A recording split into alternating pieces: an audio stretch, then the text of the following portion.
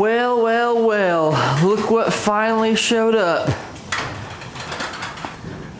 I wonder what these could be.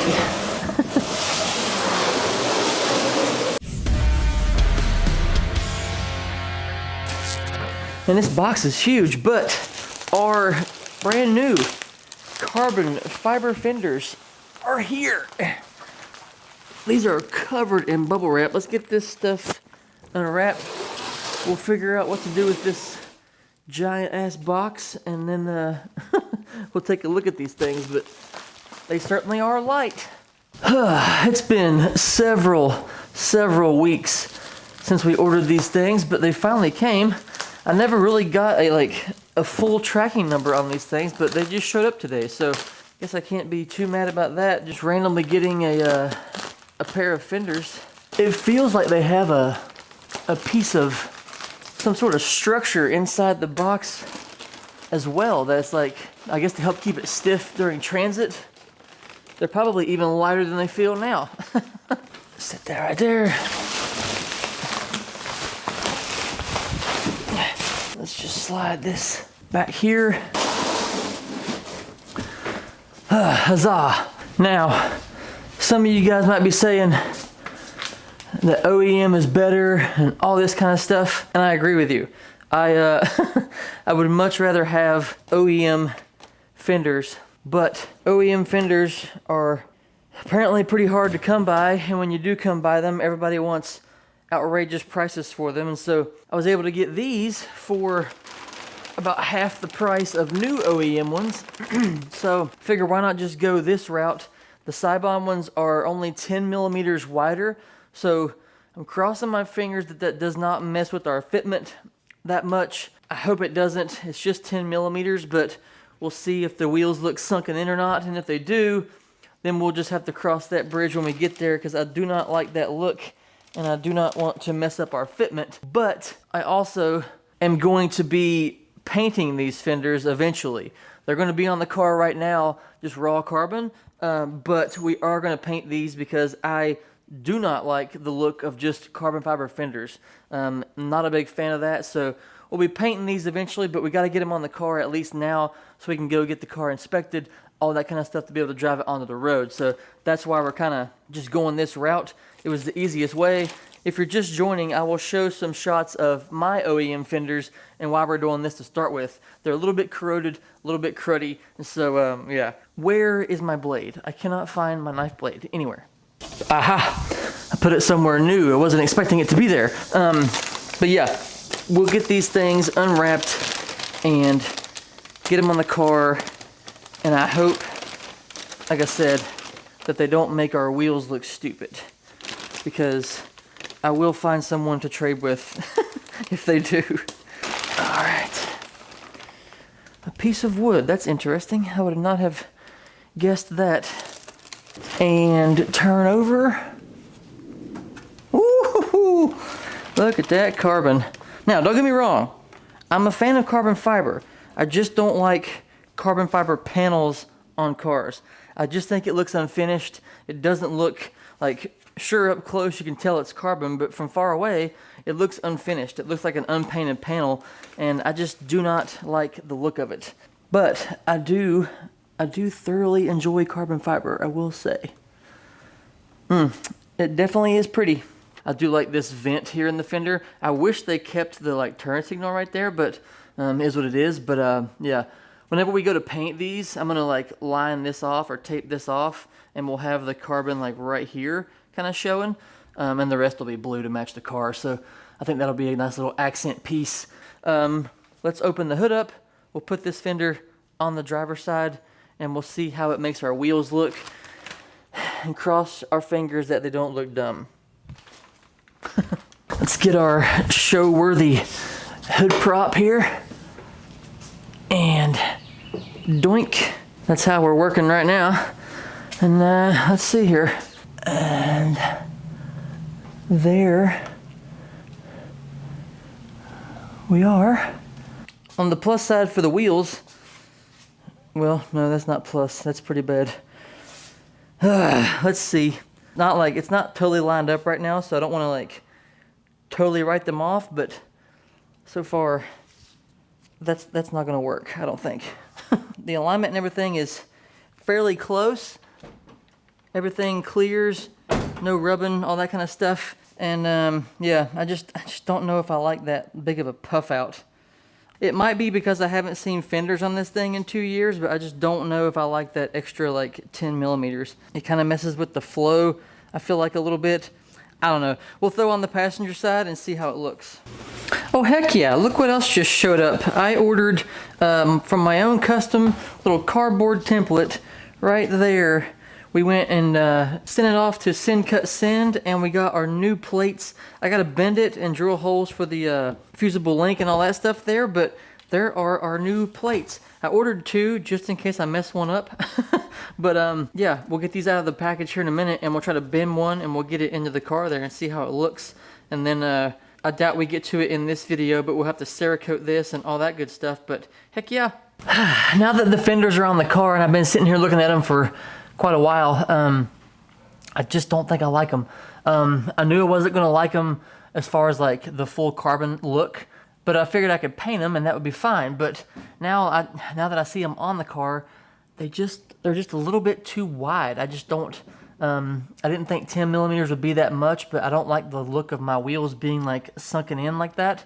I guess I could adjust like the camber and all that stuff as well, but I just don't think it's gonna get to where I want it to be. Looking at it from the back of the car here, like from here, I just don't like how that like bulges out like that. And it's super close, but I just don't think I'm gonna like them. Here's the passenger side, and it's not what I'm looking for. I don't know. Maybe I could lower the car. That's why it's looking like a monster truck. I'm not 100% sure, but there's just something about them that is not jiving with my mind right now. I don't know. We'll figure it out. I'm just sitting here looking at these fenders, and I think I'm gonna go upstairs and get the OEM ones and see if I can get it cleaned up a little bit. See how hard of a process that's gonna be. So I'm working on getting this funk off of the passenger side fender here. It looked like oil, and I'm not sure, like when I first got the car back and it was blown up, they left a bunch of like gunk on this side of it. So I think it blew oil onto the fender from that side. Maybe, I'm not sure, but it's got a bunch of oil like caked onto there, and I'm trying to like scrape it off with some degreaser and stuff like that. It's coming off, but it's taking me a little bit. But that's the only thing I can think of is like the oil was hot and it like baked onto there or caked onto there. I'm not 100% sure, but it is coming off nevertheless.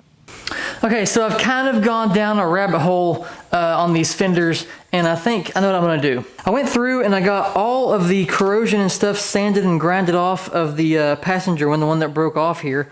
I got all the oil, that thick kind of grody oil, off of the back of the fender. That was kind of hard. I scrubbed these things for probably over an hour, but we finally got it off of there. But we took the Dremel, grinded all that stuff off of there. That looks, I mean, it's pretty rough. Like there's lots of pitting and things like that, but maybe some like body filler, some putty, something like that can fill that in, make it a little bit better. And then went ahead and did it on the other fender as well. Got that all grinded off. I had some corrosion there, had some corrosion here, got that all grinded down. Had a little bit of corrosion up into here, and we grinded all that stuff down. It's a little bright to see.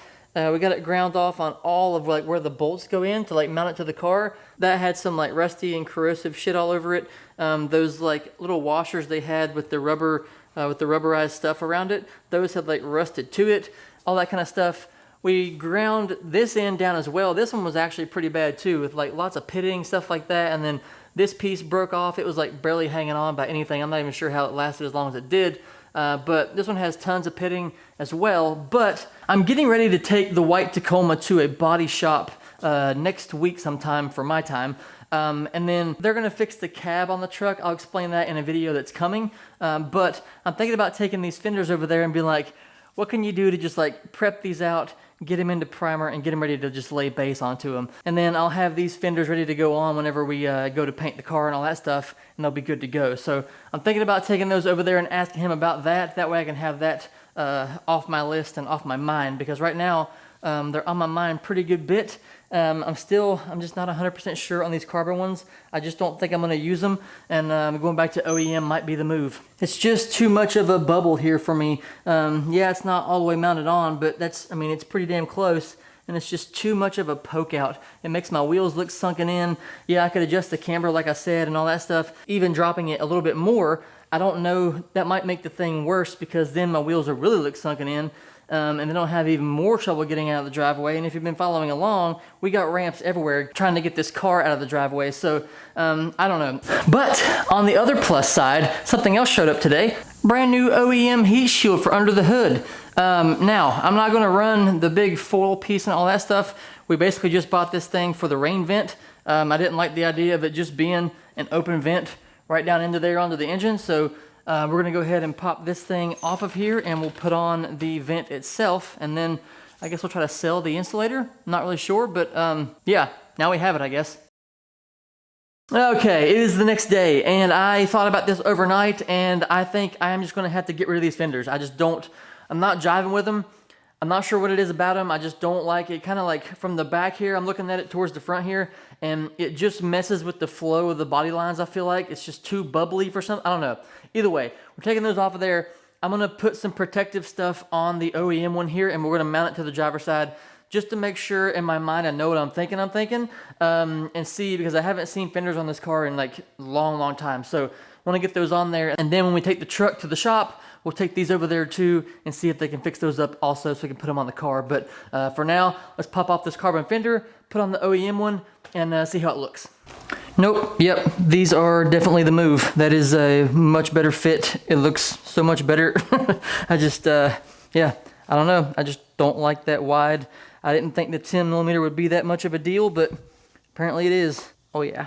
I don't even have the first bolt on that thing, and I just know it's gonna look much better to me and what I'm going for. OEM is the way to go, and yeah, we'll just bolt that thing down and keep moving on.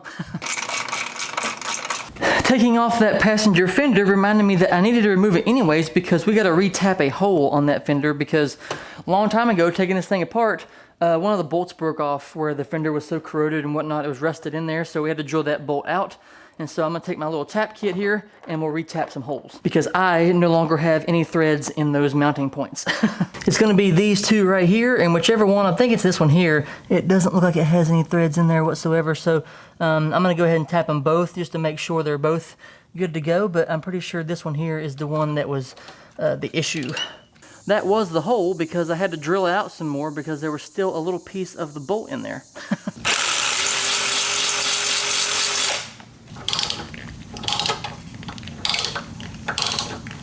And we'll back this thing back out. Metal shavings dropping out everywhere, but that must mean that it worked. Look at them fresh threads in there. Now let's see if we can get a bolt into this. There you have it, fresh threads. All right, sweet. I know you want to go on there. There you go. Right like such. Perfect. Let me grab some bolts. Yeah, that's just wildly better. Okay, I'm gonna be honest with you. I'm gonna go ahead and end this thing off here. Let me get you on the tripod. Good grief, get on there. There we go. I'm gonna end this thing off here because I got an alert on my phone a minute ago for a severe storm that's coming later today. And yes, we're in a garage, but I need to do some stuff with the truck and film a video with that. We have an appointment coming up and I need to get the bed off the truck and all that. And so I'm just not ready to have this thing sitting in the rain yet. And so that hood vent and the plates that came in, we'll have to work on that later. There was some other stuff I wanted to do with that and everything, but I gotta get the truck in here and film that video. And so, yeah, those fenders didn't work out for me. I think OEM, for my style and what I'm going for, how it looks and all that stuff, it just works better for me. So I didn't think that 10 millimeters would make that much of a difference, but it sure does. And so, yeah, we'll get some more stuff going with this thing, do some more work on it here soon. But yeah, thanks for watching. I do appreciate it very much as always. Drop a comment down below. Let me know what you guys think, and I will see you in the next one. Bye.